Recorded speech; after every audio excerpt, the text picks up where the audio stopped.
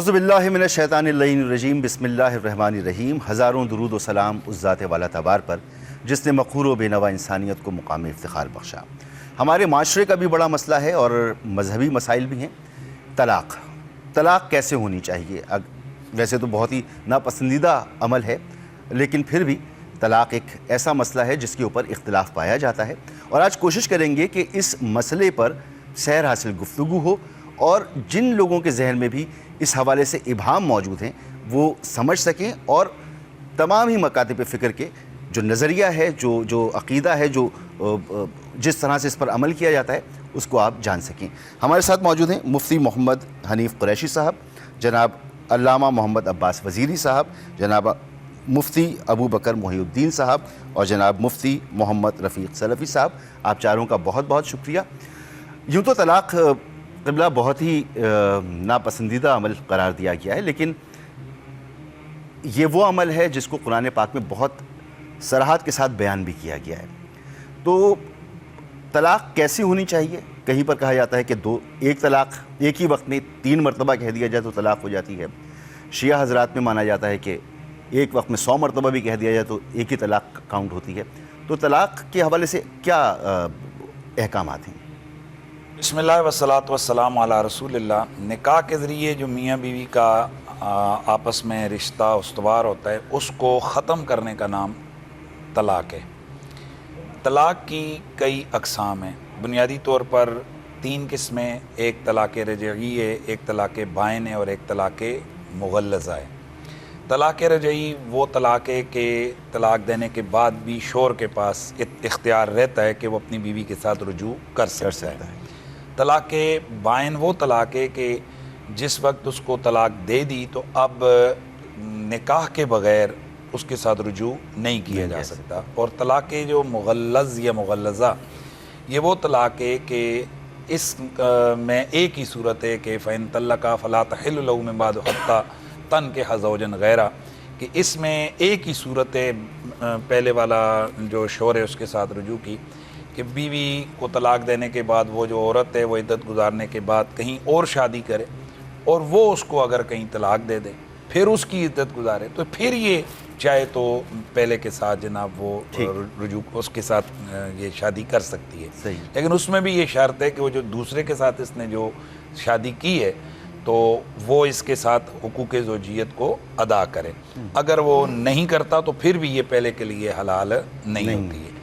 تو اس حوالے سے یہ تو آگے 3 قسمیں۔ اب طلاق دینے کے اعتبار سے طلاق کی وہ بھی 3 صورتیں ہیں۔ ایک طلاق حسن ہے، ایک طلاق احسن ہے اور ایک طلاق بدعی ہے۔ ایک طلاق تو یہ کہ آپ ایک دفعہ طہر کے دنوں میں جب بیوی پاکیزہ دنوں میں ہو تو ان دنوں میں شوہر اپنی بیوی کو ایک دفعہ طلاق کا لفظ بول دے اور پھر اس کو چھوڑ دے، اور جیسے ہی اس کی عدت پوری ہوگی تو وہ شوہر کے لیے حرام ہو جائے گی، وہ کسی اور جگہ شادی اب کر سکتی ہے ایک ہی مرتبہ کہنے پر۔ ایک مرتبہ کہہ کے اس کو چھوڑ دے۔ دوسرا طریقہ یہ ہے کہ ایک طور میں طلاق دے، پھر اگلے طور میں دوسری دے، اور اس سے اگلے طور میں تیسری طلاق وہ دے، تو یہ آ گیا طریقہ، یہ بھی قابل قبول طریقہ ہے۔ یہاں پر یہ بات ذہن میں رہنی چاہیے کہ طلاق، جیسا کہ آپ نے انٹرو میں لفظ بولا کہ اللہ تعالیٰ کو حلال کاموں میں سے سب سے زیادہ جو مبغوض ترین عمل ہے جس کو اللہ ناپسند کرتا ہے وہ طلاق ہے۔ لیکن اگر میاں بیوی کے درمیان کئی معاملات ہو سکتے ہیں، ان کی طبیعت آپس میں نہیں مل سکتی، تو اب اس کا یہ مطلب نہیں ہے کہ وہ ہمیشہ کے لیے آپ کی جناب وہ پکی جناب وہ جکڑی گئی ہے، آپ اس کو چھوڑ نہیں سکتے ہیں یا آپ علیحدگی نہیں کر سکتے ہیں۔ تو اس کا قرآن مجید نے سورۃ النساء میں، سورۃ الطلاق میں بڑے واضح احکام ہیں کہ بھائی پہلے آپس میں کوشش کی جائے، خاندان والے کوشش کریں، پھر بھی نہ ہو تو پھر فرمایا فَسَرِّحُوهُنَّ سَرَاحًا جَمِيلًا، پھر تم ان کو آسانی کے ساتھ جو ہے نا عزت کے ساتھ اس کو تم رخصت کر دو، اس کو تم چھوڑ دو۔ اور اس میں آگے بڑے واضح احکام بیان کیے کہ جناب اگر اولاد ہے تو اس کے بعد ایسا نہ ہو کہ بھئی بیوی طلاق لے کے جائے تو اولاد کی وجہ سے شوہر کو تنگ کرے یا شوہر بیوی کو تنگ کرے۔ اور کئی چیزیں کہیں کہ اگر تم نے ان کو کوئی پیسے وغیرہ دے رکھیں، اگر تم نے پہاڑوں جتنا مال بھی دے رکھا ہے وہ واپس نہ لو۔ مطلب یہ کہ اسلام یہ چاہتا ہے کہ اگر آپس میں نہیں نبھ رہی ہے تو پھر یہ نہیں کہ اس کو آپ ساری زندگی کا بکھیڑا بنا کے بیٹھ جائیں، عدالتوں کے چکر لگا دیں اور اپنی بھی زندگی تباہ کریں اور اس عورت کی زندگی بھی تباہ کریں. ایسا نہیں اب آ گیا کہ اگر آپ نے طلاق دینی ہی دینی ہے تو اللہ تعالیٰ نے اب اس کی پھر مباح کی ہے کہ اگر چلو دینی ہے، ضرورت ہے، نئی معاملات ہو رہے تو چلو اب پھر اس کا یہ طریقہ ہے، یہ جو پہلے دو طریقے ہیں. ٹھیک. اب تیسرا طریقہ ہے طلاق بدعی، یعنی ناپسندیدہ ترین طریقہ، گناہ کا کام ہے، ویسے کرنا نہیں ہے. اور وہ کیا ہے کہ آپ اکٹھی جو ہے نا وہ 3 طلاقیں نافذ کر دیتے ہیں، یا ایک طور کے اندر آپ 3 طلاقیں نافذ کر دیتے ہیں، یا 3 کے سے زیادہ تعداد کے ساتھ آپ طلاقیں جو ہے نا وہ نافذ کرتے ہیں. تو یہ طلاق بدعی ہے. اس سے بیوی بائن مغلظ تو ہو جائے گی، یعنی وہ ہمیشہ کے لیے حرام تو ہو جائے گی، لیکن یہ طریقہ اللہ تعالیٰ کو اور اس کے رسول کو سخت ناپسند ہے. یہ طلاق بدعی ہے. اس حوالے سے یہ بات پوری ذہن میں رہنی چاہیے. میں تھوڑا سا سننے والوں کو یہ واضح کرتا چلوں کہ بہت ساری دفعہ جب کہا جاتا ہے جی کہ اللہ اور اس کے رسول کو یہ ناپسند ہے، وہ ایک الگ پوائنٹ ہے. جیسے بائیں ہاتھ سے اگر ہم کھائیں تو اللہ رسول کو ناپسند ہے، ہم نیچے کھانا پڑا ہے اس کو جانوروں کی طرح منہ ڈال کے کھائیں تو یہ اللہ اور رسول کو ناپسند ہے. طریقہ ٹھیک ہونا چاہیے. لیکن اگر کوئی آدمی بائیں ہاتھ سے کھائے یا منہ ڈال کے کھائے، روزہ تو ٹوٹ جائے گا.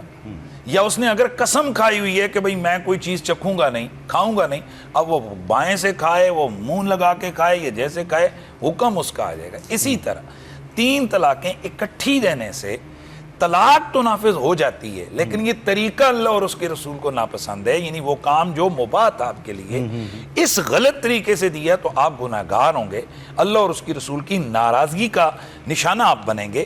اس لیے اس طریقے کو ناپسند کیا گیا. تاہم اس طرح سے 3 طلاقیں واقع ہو جاتی ہیں. ٹھیک. یہ 3 طلاقیں جب ایک ساتھ انسان دے دیتا ہے تو عموماً کہا جاتا ہے غصے میں دے دی. تو غصہ تو خود ایک حرام عمل ہے، تو اس حرام کیفیت میں ایک شرعی کام کیا جائے تب بھی طلاق ہو جائے گی؟ نحمدہ و نصلی علی رسولہ الکریم، اما بعد. جیسا کہ آپ نے انٹرو میں کہا، طلاق مناسب عمل نہیں ہے، بلکہ ایک حدیث ہے، اگرچہ کلام ہے اس میں، لیکن مشہور ہے، ابغض الحلال عند اللہ الطلاق، کہ حلال چیزوں میں سے سب سے مبغوض چیز طلاق ہے.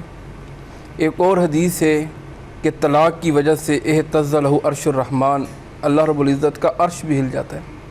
اتنی ناپسندیدہ عمل ہے. ایک اور حدیث ہے کہ طلاق کی وجہ سے، طلاق کروانے پہ یفرح الشیطان، شیطان سب سے زیادہ خوش ہوتا ہے. اتنا شیطان شرک سے خوش نہیں ہوتا، سود سے خوش نہیں ہوتا، دیگر بڑے بڑے کبائر گناہ ہیں ان سے خوش نہیں ہوتا جتنا وہ طلاق پہ خوش ہوتا ہے. کہ 2 میاں بیوی کے درمیان جدائی ڈلوا دی، اس پہ وہ خوش ہوتا ہے اور خوشی کے بنگڑے ڈالتا ہے. تو ناپسندیدہ عمل ہے. ہاں اگر محال ہے رہنا، مفتی صاحب نے وضاحت کی ہے، تو اللہ رب العزت نے راستہ بتایا ہے، اور اس کے مسائل بھی قرآن کریم میں اللہ نے تفصیل کے ساتھ بیان کیے. باقی رہی بات کہ طلاق سنی کیا ہونی چاہیے، مفتی صاحب نے وضاحت کی. بالکل ٹھیک ہے کہ طہر کی حالت میں طلاق دیں، 1 طلاق دیں، پھر دوسرے مہینے جب عورت ایام سے پاک ہو پھر دوسری طلاق دیں. یہ بہترین طریقہ ہے، کتاب و سنت کے اندر ہے. ہاں اگر کسی نے ایک وقت میں 3 طلاقیں دی ہیں تو وہ ایک وقت میں 3 طلاقیں دینا بھی وہ 1 طلاق شمار ہوگی. اچھا جی. اس کے متعلق دلائل ہیں قرآن حدیث میں. قرآن کی آیت بھی ہے، الطلاق مرتان فامساکم بمعروف او تسریح باحسان. اللہ فرماتے ہیں طلاقیں 2 ہیں، اس کے بعد بھی اچھے طریقے سے رکھ دو اس کو یا تم چھوڑ دو. طلاقیں 2 ہیں. اگر ایک وقت میں 3 طلاقیں دی اور تینوں شمار ہوتی تو یوں نہ فرماتے الطلاق مرتان فامساکم بمعروف او تسریح باحسان. اور پھر اس پہ کئی صحابہ اکرام کے واقعات بھی موجود ہیں. ایک صحابی ہیں ابو رکانہ رضی اللہ تعالیٰ عنہ، صحیح حدیث ہے، انہوں نے اپنی بیوی کو ایک وقت میں 3 طلاقیں دی. نبی علیہ الصلوۃ والسلام کے پاس آئے، اس کا تذکرہ ہوا. اللہ کے رسول صلی اللہ علیہ وسلم نے فرمایا ایلعب بکتاب اللہ. آپ ناراض ہوئے اور فرمایا ایلعب بکتاب اللہ وانا بین اظہرکم، میں تمہارے درمیان موجود ہوں اور تم پھر اس طرح غیر اس کا عمل کر رہے ہو. شریعت طریقہ تو یہ تھا تم 1 طلاق دیتے، تم نے کیوں کی؟ پھر آپ صلی اللہ علیہ وسلم نے فرمایا تمہاری 1 طلاق شامل ہوئی ہے. اچھا. یعنی 3 طلاقیں دینا ایک وقت میں، مفتی صاحب نے بالکل ٹھیک فرمایا، ناپسندیدہ عمل ہے. ٹھیک ہے. ایک وقت میں 3 طلاقیں دینی ہی نہیں چاہیے. غصے میں دے دیں ایک وقت میں 3 طلاقیں تو پھر ہمارے نزدیک، اور اس پر دلائل موجود ہیں، 1 طلاق شمار ہوئی. اچھا. اسی طرح ایک اور صحابی جس ہیں، کے بعد رجوع ہو سکتا ہے؟ جی جی رجوع ہو سکتا ہے۔ اس کے بعد ایک اور صحابی ہیں ابو لبید رضی اللہ تعالیٰ عنہ، ان کا واقعہ موجود ہے۔ ایک اور صحابی ہیں، وہ آئے کہتے ہیں قد طلقت امرأتی 100 طلاق، میں نے اپنی بیوی کو 100 طلاقیں دی ہیں۔ کتنی طلاقیں دی ہیں؟ 100۔ ایک وقت میں 100 طلاقیں۔ اس پر بھی اللہ کے رسول ناراض ہوئے اور آپ کا چہرہ لال ہو گیا، آپ صلی اللہ علیہ وسلم غصے میں آئے، حتیٰ کہ اتنا غصے میں آئے صحابی کہنے لگا اللہ کے رسول مجھے اجازت دو اس کو میں قتل کر دوں، اتنا آپ ناراض ہوئے۔ پھر آپ نے فرمایا آپ کی بیوی کی ایک طلاق ہوئی، اگر آپ چاہو تو رجوع کر لو، ورنہ آپ کی بیگم اگلے طہر میں جب وہ ایام سے پاک ہوں گی پھر تم دوسری طلاق دینا۔ پھر اس کے بعد تم تیسری طلاق، ایک وقت میں 3 طلاقیں، 100 طلاقیں جتنی بھی دی جائیں، دینی تو نہیں چاہیے، کوئی دیتا ہے تو وہ ایک طلاق شمار ہوتی ہے۔ سلفی صاحب ایک بریک کی طرف جانا ہے اور بریک کے بعد گفتگو کو آگے بڑھائیں گے، ایک بریک لیتے ہیں۔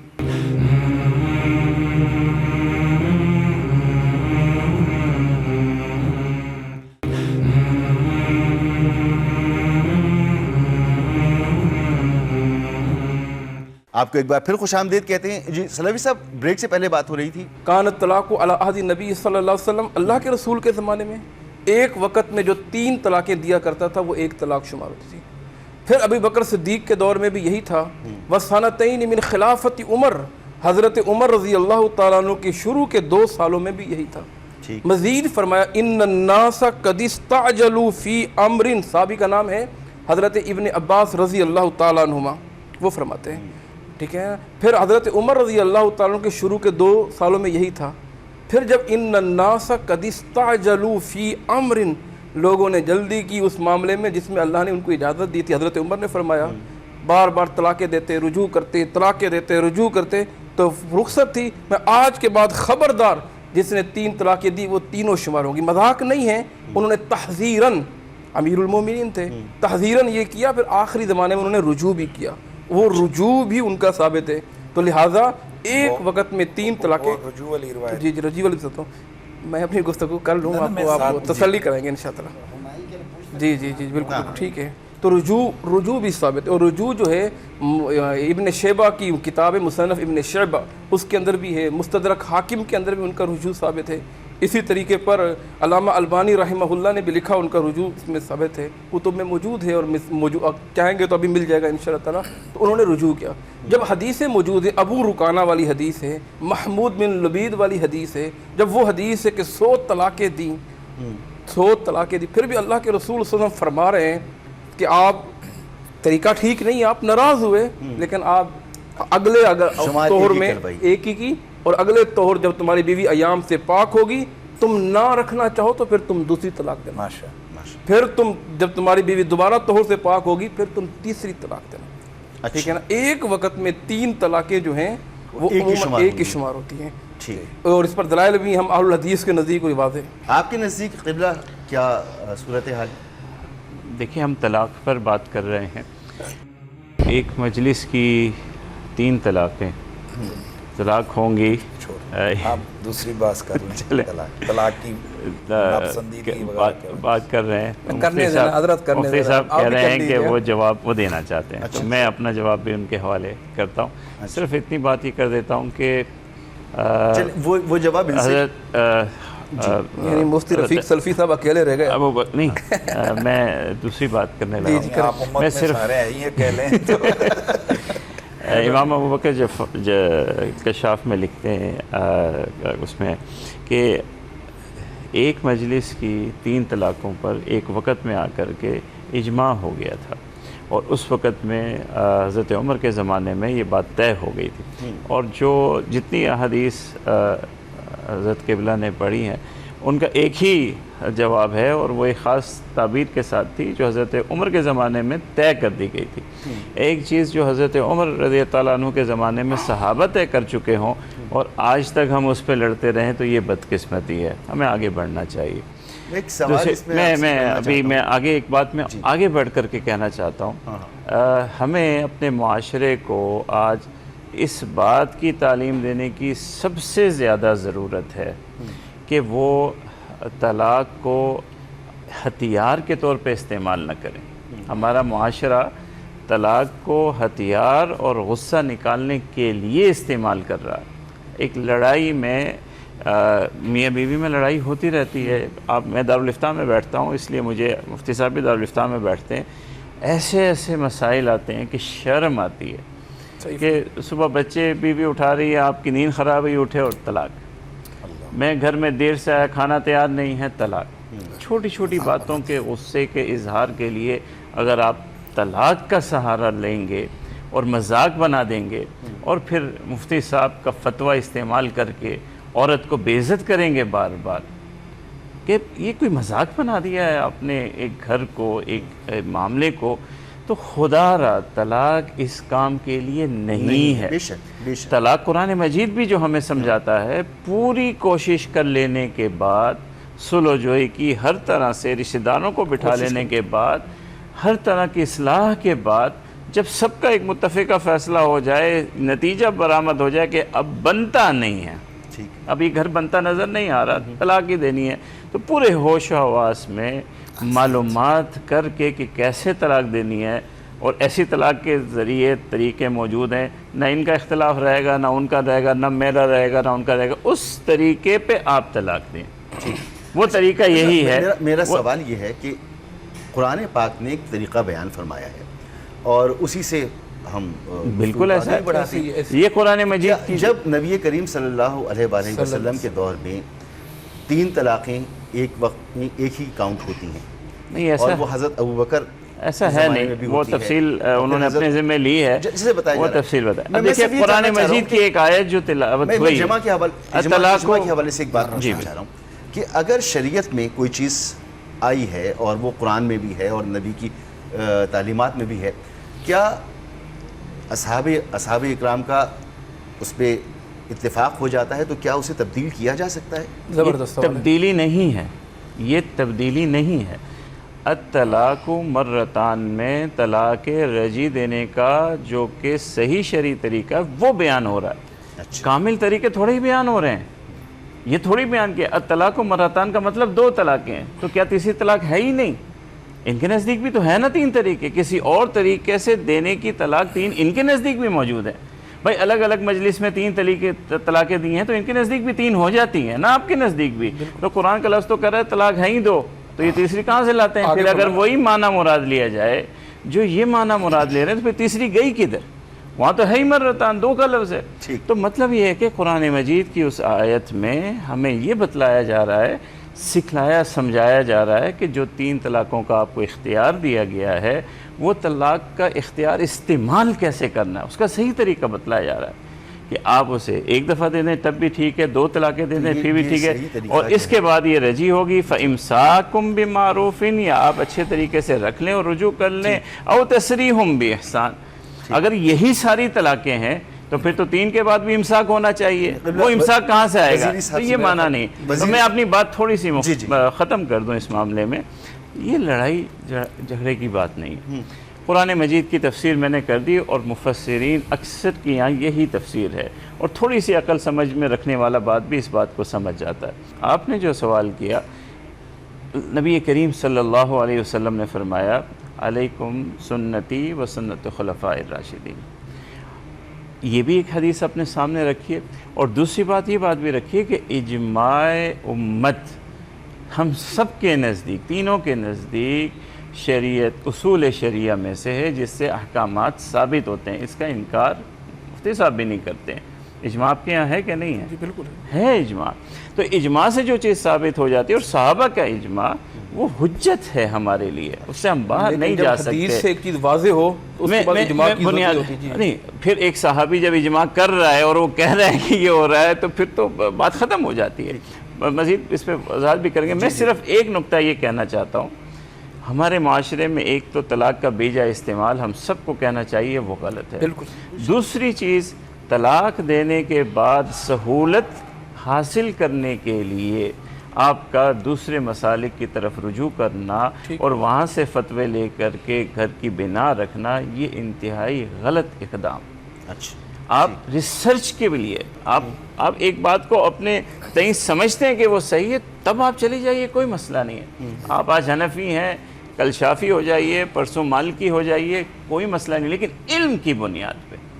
لیکن صرف اس لیے مصلحت کی کہ بنیاد پر لیکن اپنی ضرورت کے مطابق میرے آپ خیال دین میں کو وہ مذاق بناتے فقہی ہیں. اعتبار سے صحیح بھی نہیں ہے. ہاں یہ میں کہہ رہا ہوں, فقہی اعتبار سے صحیح صحیح بھی بھی نہیں, نہیں اپنی ہے. سہولت حاصل کرنے کے لیے یہ کسی اور صرف کے غلط پاس ہے. استعمال کیا یہ جائے. صحیح اور نہیں ہے. یہ ہم سب کو کہنا چاہیے.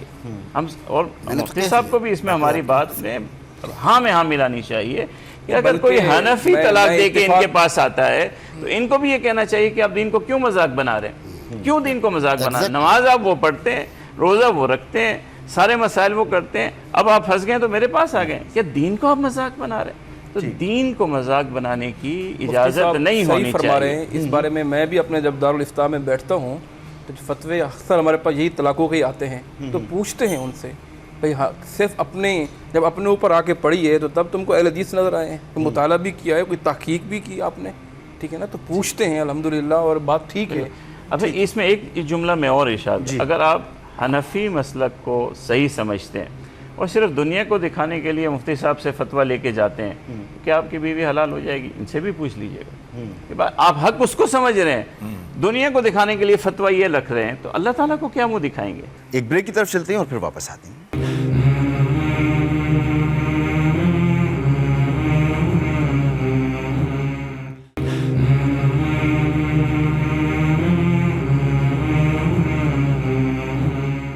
ایک بار پھر آپ کو خوش آمدید کہتے ہیں اور گفتگو وہیں سے آگے بڑھاتے ہیں جہاں سے سلسلہ منقطع ہوا تھا.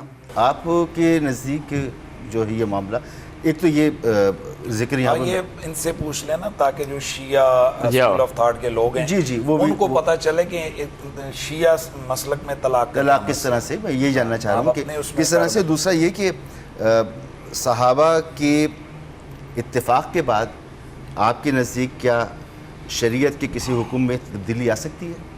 اعوذ باللہ من الشیطان الرجیم, بسم اللہ الرحمن الرحیم. الحمد للہ رب العالمین وصلی اللہ علی سیدنا و نبینا محمد و اہل بیتہ الطاہرین. رب اشرح لی صدری ویسر لی امری واحلل عقدۃ من لسانی یفقہوا قولی. آپ کے سوال کی طرف آنے سے پہلے دو باتیں میں جی علماء کرام کی اجازت سے کرنا چاہوں گا. اس طرح کی بحثوں میں ایک چیز خیال میں رکھیں, وہ یہ کہ جتنے بھی مکاتب فکر ہیں میرے خیال میں سب مخلص ہیں, بے شک, اور سب قرآن اور حدیث سے استنباط کرنے کی کوشش کرتے ہیں. اس کوشش میں سب ہی ٹھیک نتیجے تک شاید نہ پہنچے, لیکن ان کی کوشش تو تھی.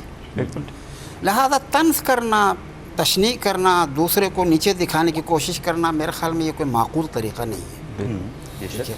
ہر کسی کو حق دو کہ اس نے قرآن سے, ہو سکتا ہے غلطی کرے, قرآن سے استنباط کیا ہے, حدیث احادیث سے استنباط کیا ہے, استنباط حکم کیا, تو اس کے لیے وہی ثابت ہو, وہی حجت ہے, ختم. سوال تو یہ پہلی بات. ہم تو سوال ہی کر رہے ہیں سر, وہ سوال جو ہر ایک کے ٹھیک ہے, میں اس طرف آ رہا ہوں. جی. دوسری بات یہ ہے کہ کوشش کرنی چاہیے کہ طلاق نہ ہو. وہ کون سے اسباب ہیں کہ جن کی وجہ سے طلاق زیادہ رونما ہوتے ہیں, ان اسباب کو ڈھونڈ کے ان کا علاج تلاش کرنے کی کوشش کرنی چاہیے. اس پر پروگرام رکھنے کی ضرورت ہے, وہ شدید ضرورت ہے. ہمارے معاشرے میں طلاق کا رجحان جو بڑھ گیا ہے, تو اس کے اسباب کیا ہیں, کیوں طلاق کا رجحان بڑھ گیا ہے؟ کیوں ہمارا معاشرہ جو ہے وہ ڈسٹروائے ہوتا جا رہا ہے, کھوکھلا ہوتا جا رہا ہے. جو ان کی جتنی طلاقیں ہوں گی اتنا معاشرہ کھوکھلا ہوگا. اور آپ مغربی دنیا کو آج دیکھتے ہیں کتنا کھوکھلا ہے, اس لیے کہ ان کے ہاں یعنی شادی اور کا برقرار رہنا تو تقریباً محال ہے. پہلے تو وہ شادیاں ہی نہیں کرتے ہیں, اور شادیاں اگر کریں بھی تو وہ کچھ دنوں کے بعد ختم ہو جاتی ہیں. تو اس وجہ سے ان کا معاشرہ کھوکھلا ہے. اس کو کھوکھلا ہونے نہیں دینا چاہیے, اس پر کوشش کرنی چاہیے. نمبر 3, آپ نے کہا شیعہ نقطۂ نظر سے, یعنی مکتب فکر میں طلاق کیا ہے اور کس طرح رونما ہوتا ہے. ہمارے ہاں بھی قرآن مجید سے استنباط کرتے ہیں, مراجع اعظام اور احادیث سے, جو موجود احادیث ہیں ان سے, اور جن کو وہ معتبر مانتے ہیں. ان کے مطابق 3 طرح کی شرطوں کا ملاحظہ کرنا ضروری ہے. ایک, متعلق میں کون سی شرطیں ہوں تو طلاق صحیح ہوگی.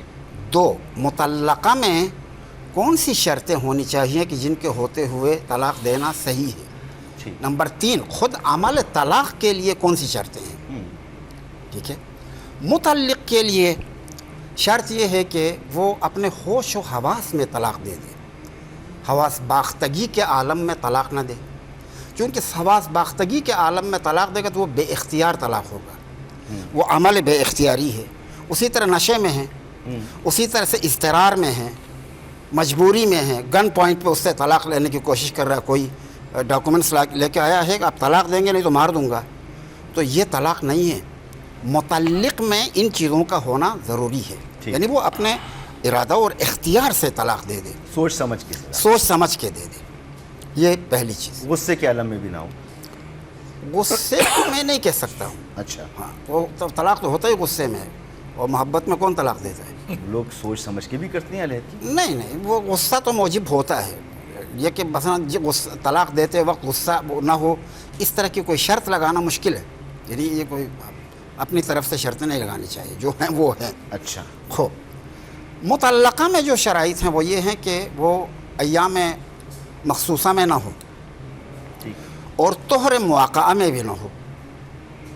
طہر مواقعہ یعنی وہ ابھی تو ایام پاکیزگی کے ایام ہیں، لیکن ان سے پہلے اس نے حق حقوق زوجیت ادا کیا ہو تو پھر بھی طلاق نہیں ہوگی، اچھا، طہر مواقعہ میں نہ ہو۔ تیسری چیز یہ ہے کہ صیغہ طلاق، مثلا طلاق رجعی، طلاق خلع اور طلاق مبارات، ان کے صیغے الگ الگ ہیں۔ اچھا، یعنی اگر طلاق رجعی ہے تو مبارات اور خلع کے صیغے جاری نہ ہوں، اور اگر خلع ہے تو اس میں مبارات اور طلاق رجعی کے صیغے جاری نہ ہو، اگر مبارات ہے تو اس میں تو طلاق رجعی اور طلاق خلع کے صیغے نہ ہوں۔ جس کے لیے صیغہ بنا ہے وہی صیغہ جاری کرے۔ اچھا، اور آخری چیز یہ ہے کہ وہ صیغے جاری کرتے وقت قصد انشاء کے ساتھ جاری کرے۔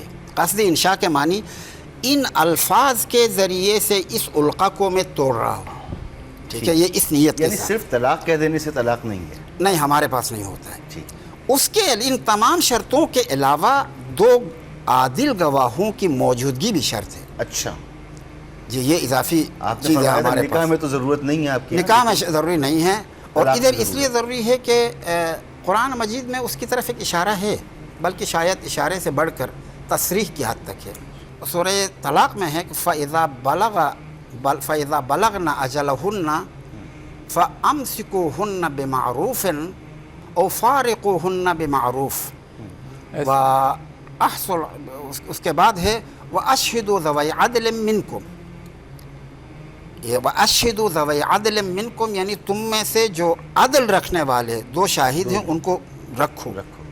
اس سے فقہا استنباط کرتے ہیں کہ 2 عادل گواہوں کا ہونا بھی ضروری ہے۔ یہ آیت اور متعدد احادیث موجود ہیں، اچھا، یعنی 1 2 3 نہیں، متعدد احادیث صحیحہ، ان احادیث صحیحہ میں بھی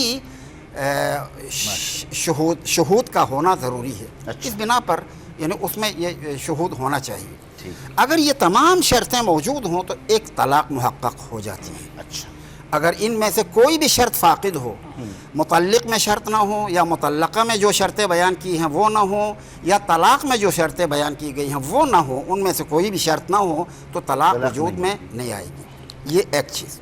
ہر طلاق کے بعد عدہ ہے ہمارے پاس، ٹھیک، ہر طلاق کے بعد عدہ، اور دوسری طلاق تب محقق ہو جائے گی جب وہ عدہ ختم ہو، شوہر رجوع کرے، حق زوجیت ادا کرے، پھر طلاق دے دے، پھر طلاق دے دے تو تب دوسری طلاق ہوگی، ورنہ دوسری طلاق ہوتی ہی نہیں ہے۔ بات سمجھے نہیں؟ نہیں، آئی بابا، بالکل سادہ ہے۔ دیکھیں، ایک کسی شخص نے ان تمام شرائط کے ساتھ طلاق دے دی، ٹھیک، طلاق دینے کے بعد عدہ بھی گزر گیا، ٹھیک ہے، اگر عدہ کے دوران رجوع کرے تو پھر تو ضرورت ہی نہیں ہے، ٹھیک ہے۔ عدہ گزر گیا، عدہ گزرنے کے بعد اب وہ بیوی بھی پچھتا گئی، شوہر بھی پچھتا گئے، ان کی عقلیں ٹھکانے آ گئیں، اور انہوں نے فیصلہ کیا کہ نہیں اب ہم دوبارہ مل لیتے ہیں، پھر نکاح کرنا ہوگا۔ اچھا، ٹھیک ہے، نکاح کے بعد اور حق زوجیت ادا کرنے کے بعد اب اگر طلاق دینا چاہے تو یہ دوسری طلاق شمار ہوگی، اس کے بغیر دوسری طلاق ہوتی ہی نہیں ہے۔ اچھا، ٹھیک ہے، اچھا، یہ بات سمجھ میں آ گئی۔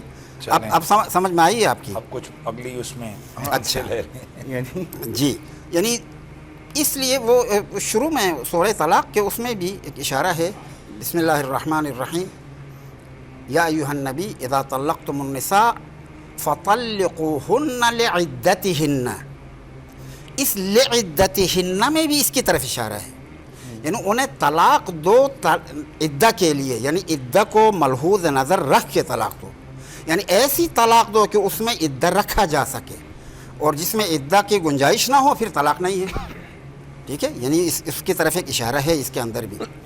तो इस बिना पर तलाक, यानी अगर आप 3 तलाक़ें देना चाहें तो उसके लिए तलाक देने के बाद इद्दा के अय्याम गुजरने के बाद, यानी दोनों के मिलने के बाद दूसरी तलाक होगी, फिर इसी तरह तलाक देने के बाद फिर तीसरी तलाक होगी।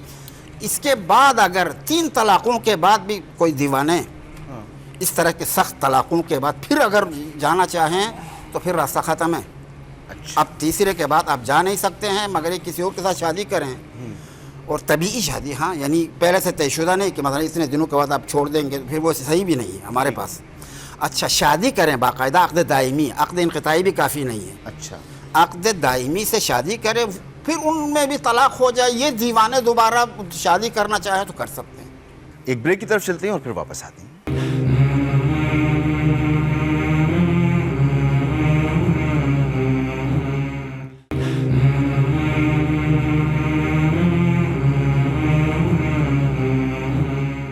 एक बार फिर आपको खुशामदीद कहते हैं और गुफ्तगू वहीं से आगे बढ़ाते हैं जहाँ से सिलसिला मुनक़ता हुआ था। 3 तलाक़ें, क्या 100 मरतबा भी तलाक दे दी जाए, 2 उलमा इकराम ने फरमाया कि वो एक ही तलाक का होगा। नहीं, मैं बिस्मिल्लाहिर्रहमानिर्रहीम। मैं सबसे पहले जो सलफ़ी साहब ने अत-तलाक़ु मर्रतान के वाले से बात की है, मेरे ख़्याल में शायद उनकी तवज्जो नहीं हुई, या मैं हैरान हुआ कि इन्होंने ये किस तरह से ये कह दी। ये सूरह बकरा आयत 228, इससे आगे तलाक के मसाइल बयान किए जाते हैं, वल मुतल्लक़ात से। तो मुतल्लक़ा कौन होगी? जिसको तलाक दी गई है। अब ये सारा आगे पूरा अगली 4-5 आयतों में सारी तलाक़ों के मसाइल बयान। तो पहले कहा जी कि अगर कोई किसी को तलाक दे दे तो उसके बारे में कहा कि उसके साथ क्या करना है, कोई ज़्यादती न करे। फिर आगे तलाक़ रजई के अहकाम बयान किए, क्योंकि तलाक़ अव्वल भी तलाक़ रजई है, अत-तलाक़ु मर्रतान ये भी तलाक़ रजई है। मुझे नहीं समझ आई कि उन्होंने अगला जुमला क्यों नहीं पढ़ा, फ़इन तल्लक़ा फला तहिल्लु लहु मिन बाद हत्ता तनकिह ज़ौजन गैरा। अब तीसरी तलाक का ये जिक्र है कि अगर तीसरी तलाक दी, यानी फ़इन तल्लक़ा, 2 पहले हो गई, तीसरी ये हो गई, तो अब वो अपने शोहर के लिए हलाल नहीं रही। गोया कुरान मजीद में भी 3 तलाक़ों का जिक्र है, वो जो कहते हैं कि 2 ही का जिक्र है, ये मेरी समझ से बालातर है। अब हम आ जाते हैं कि जो इन्होंने कहा है कि हदीस रुकाना है कि जिसमें अल्लाह के नबी ने 3 तलाक़ों को एक ही तलाक जो है वो शुमार किया। इसके हवाले से कई जवाब हैं। वजह यह है कि इसका पहला जवाब ये है कि ये जो हज़रत रुकाना है, उन्होंने अपनी बीवी को जो 3 तलाक़ें दी, तो ये जो रिवायत है, इस रिवायत का एक रावी जो है वो मजहूल है। अच्छा। और जिस तरह से कि अल्फाज मौजूद हैं कि अन बाद बनी अबी राफ़े, बास बनी अबी राफ़े से मरवी है। तो ये उस हदीस का उसूल है कि कौन है भाई वो बंदा, कौन है जो इस हदीस को बयान कर रहा है। लिहाजा इमाम नववी रहमतुल्लाह अलैह और दीगर मुहद्दिसीन ने कहा है कि यहाँ इसका एक जो न रावी मजहूल है। यही वजह है कि इमाम इब्ने हजर ने इस हदीस को मालूल ज़िक्र किया तलखीसुल खबीर के अंदर, और इमाम ज़ाबी ने इसको दाऊद बिन अल हसीन के मनाकीर में जो है ना वो शुमार किए। और अगली बात यह है कि बाज़ तुरक के अंदर इस हदीस को, जहाँ दूसरे हदीस की किताबों में रिवायत किया गया है, तो वहाँ 3 के अल्फाज नहीं हैं, वहाँ पर तलाक़ बत्ता का जिक्र है। जैसे कि इब्ने माजा के अंदर और इसी तरीके से अबू दाऊद शरीफ के अंदर, तिरमिज़ी के अंदर, जहाँ यही रिवायत रिपोर्ट की गई है, यही वाक़या, तो वहाँ पर 3 का जिक्र नहीं बल्कि तलाक़ बत्ता का जिक्र है। अब सुनन अबी दाऊद के अंदर कमाल की बात यह कि सुनन अबी दाऊद के अंदर यही जो हदीस रुकाना है, ये उनके पोते से मरवी है। अच्छा, ठीक है, यानी पोता अपने दादाजी के बारे में रिवायत करते हैं कि अन्नहु तल्लका इमरातहु अलबत्ता, तलाक़ बत्ता का जिक्र हुआ।